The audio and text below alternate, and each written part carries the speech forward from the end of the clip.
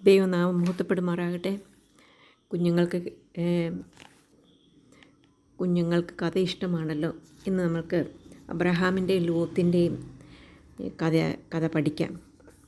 Abraham ഭാര്യയും ലോത്തും അവനുള്ളതൊക്കെയും അവർ ഊരിൽ നിന്ന് കൽദീയരുടെ പട്ടണമായ ഊരിൽ നിന്ന് പുറപ്പെട്ട് അവർ യാത്ര ചെയ്ത് അവർ ബേതേലിനും ഹായിക്കും മധ്യയുള്ള സ്ഥലത്തെത്തി. അവിടെ ചെന്ന് കഴിഞ്ഞപ്പോൾ അബ്രഹാം സാധാരണ ചെയ്യുന്ന പോലെ യാഗപീഠം ഉണ്ടാക്കി അവിടെ യഹോവയുടെ നാമത്തിൽ ആരാധിച്ചു. അബ്രഹാമിന് വന്ന ലോത്തിനും ആടുമാടുകളും കൂടാരങ്ങളും ഉണ്ടായിരുന്നു. അവർ ഒന്നിച്ച് പാർപ്പാൻ തക്കവണ്ണം ദേശത്തിന് അവരെ വഹിച്ചുകൂടായിരുന്നു. അത്രമാത്രം ആൾക്കാരാണ് ലോത്തിൻ്റെയും കൂടെ ഉണ്ടായിരുന്നു. സമ്പത്തും ഉണ്ടായിരുന്നു. രണ്ടു പേർക്കും ഒന്നിച്ചു പോകാനായിട്ട് കുഴപ്പം സാധിക്കാതെ വണ്ണം ധനസമ്പത്തുണ്ടായിരുന്നു. എന്നാൽ അബ്രഹാം ലോത്തും സഹോദരന്മാരായിട്ട് ഒന്നിച്ചാണ് സന്തോഷമായിട്ട് ജീവിച്ചിരുന്നത്. എന്നാൽ കുറച്ച് കഴിഞ്ഞപ്പോൾ രണ്ടുപേരുടെയും സ്വത്ത് കൂടിയതുകൊണ്ട് അബ്രഹാം പറഞ്ഞു, നീ ഒരു സ്ഥാനം തിരഞ്ഞെടുത്തോ. അപ്പോൾ രണ്ടുപേരുടെ ഇടയ്ക്ക് സ്ഥലമുണ്ടാകത്തക്കവണ്ണം നമ്മൾക്ക് താമസിക്കാം. നീ ഒരു സ്ഥലം തിരഞ്ഞെടുക്കുക, അതിനുശേഷം നിനക്ക് അങ്ങോട്ട് പോയി താമസിക്കാമല്ലോ എന്ന് പറഞ്ഞു. അപ്പോൾ നമ്മുടെ രണ്ട് കൂട്ടർക്കും തമ്മിൽ വഴക്കുണ്ടാകാതെ പിണക്കമുണ്ടാകരുതല്ലോ, നാം സഹോദരന്മാരല്ലോ, അതുകൊണ്ട് ദേശമെല്ലാം നിൻ്റെ മുമ്പാകെ ഇരിക്കുന്നല്ലോ എന്ന് പറഞ്ഞു. അങ്ങനെ ലോത്തിനോട് പറഞ്ഞു, നീ ഇടത്തോട്ടെങ്കിൽ ഞാൻ വലത്തോട്ട് പോയിക്കൊള്ളാം, നീ വലത്തോട്ടെങ്കിൽ ഞാൻ ഇടത്തോട്ട് പോയിക്കോളാം. അങ്ങനെ ലോത്ത് നോക്കിയപ്പോൾ യോർദാനരികെയുള്ള പ്രദേശമൊക്കെ നീരോട്ടമുള്ളതെന്ന് കണ്ടു. അത് തിരഞ്ഞെടുത്തു. ലോത്തിന് വേണമെങ്കിൽ പറയാമായിരുന്നു, ലോത്ത് അബ്രഹാം ജ്യേഷ്ഠനാണ്, അബ്രഹാമിനോട് വേണമെങ്കിൽ പറയാമായിരുന്നു,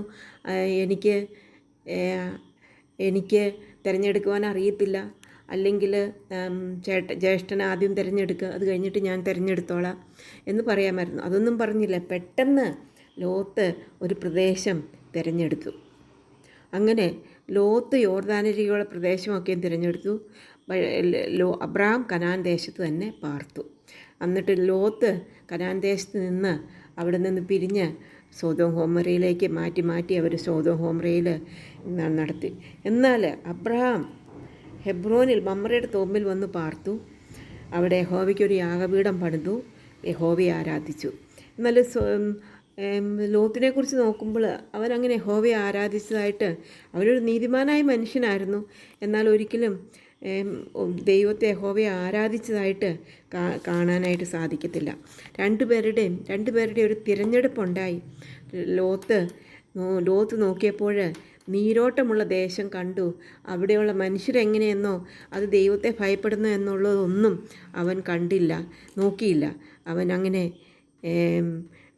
ദുഷ്ടന്മാരുടെ മഹാപാപികളും ദുഷ്ടന്മാരുമായിരുന്ന സോദോം പ്രദേശത്ത് നിവാസികളുടെ അടുത്തേക്ക് അവിടെ പോയി താമസിച്ചു. എന്നാൽ യഹോവ അബ്രഹാമിനോട് പറഞ്ഞു, നീ തല പൊക്കി നോക്കിക്കോ, നീരോട്ടമുള്ള പ്രദേശത്തേക്ക് ലോത്ത് പോയി തിളന്നു പൊക്കി ഈ ഭൂമിയൊക്കെ, നീ ആയിരിക്കുന്ന ഈ ഭൂമിയൊക്കെ ഞാൻ നിനക്ക് തരും, അതുകൊണ്ട് ഞാൻ നിന്നോട് കൂടെ ഇരിക്കുമെന്ന് പറഞ്ഞു. കാരണം അബ്രഹാം എപ്പോഴും ദൈവത്തെ ആരാധിച്ചു പോന്നു. നമുക്ക് ഒരു വാക്യം പഠിക്കാം. ഉൽപ്പത്തി പുസ്തകം 13-ാം അധ്യായത്തിൻ്റെ 18-ാം വാക്യം. അപ്പോൾ അബ്രഹാം കൂടാരം നീക്കി ഹെബ്രോനിൽ മമ്രയുടെ തോപ്പിൽ വന്ന് പാർത്തു. അവിടെ യഹോവയ്ക്ക് ഒരു യാഗപീഠം പണിതു. ഇവിടെ അനേക ഗുണപാഠങ്ങൾ നമുക്ക് പഠിക്കാനുണ്ട്. ഒന്നാമതായിട്ട് കാണുന്നത്, ജ്യേഷ്ഠനും അനുജനും തമ്മിൽ വഴക്കുണ്ടാക്കാൻ പാടില്ല. ദൈവം ആഗ്രഹിക്കുന്ന ഒന്നല്ല പിണക്കം, വഴക്ക്. ഇത് ദൈവം ആഗ്രഹിക്കുന്ന ഒന്നല്ലെന്ന് നമുക്ക് മനസ്സിലാക്കുവാനായിട്ട് സാധിക്കും. രണ്ടാമതായിട്ട്, അബ്രഹാം ഇഷ്ടമുള്ളത് തിരഞ്ഞെടുക്കുവാൻ അനിയന് അല്ലെങ്കിൽ ലോത്തിന് അനുവാദം കൊടുത്തു എന്ന് നമുക്ക് കാണുവാനായിട്ട് സാധിക്കും. ഒരു തർക്കവും കൂടാതെ നിനക്കിഷ്ടമുള്ളത് നീ എടുത്തോ. മുമ്പേ ലോത്തിന് സമയം കൊടുക്കുന്നു, അല്ലെങ്കിൽ ചാൻസ് കൊടുക്കുന്നു. തന്നേക്കാളധികം ലോത്തിനെ പ്രയോറിറ്റി കൊടുക്കുന്നതായിട്ട് നമുക്ക് കാണാനായിട്ട് സാധിക്കും. സാധാരണ നമ്മൾ ദൈവത്തിൻ്റെ വചനം പറയുന്നുണ്ട്, നമ്മൾ മറ്റുള്ളവരെ നമ്മേക്കാൾ ശ്രേഷ്ഠരെന്ന് എണ്ണണമെന്ന്.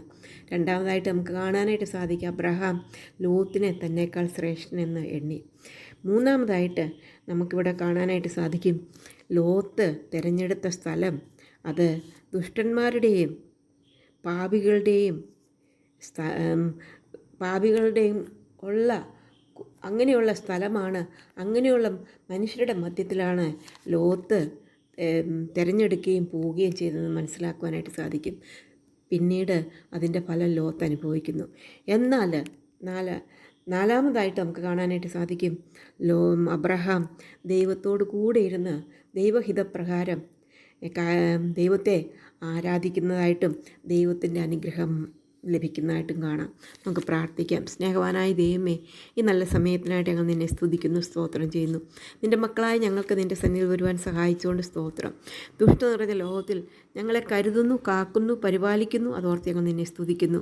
കർത്താവേ, ഞങ്ങൾ നിനക്കായിട്ട് ജീവിപ്പാൻ, നിനക്ക് വേണ്ടി സമർപ്പിക്കപ്പെട്ടൊരു ജീവിതം നയിപ്പാൻ അബ്രഹാം തിരഞ്ഞെടുത്ത പോലെ കർത്താവിൽ ആശ്രയിച്ചുകൊണ്ട് തിരഞ്ഞെടുപ്പാൻ ഞങ്ങളെ സഹായിക്കണം. പ്രാർത്ഥന കേട്ടുകൊണ്ട് സ്തോത്രം. യേശു കർത്താവിൻ്റെ നാമത്തിൽ താഴ്മ വിനയമായിട്ട് അപേക്ഷിക്കുന്നു. ആമേൻ. Okay, bye bye. May God bless you all.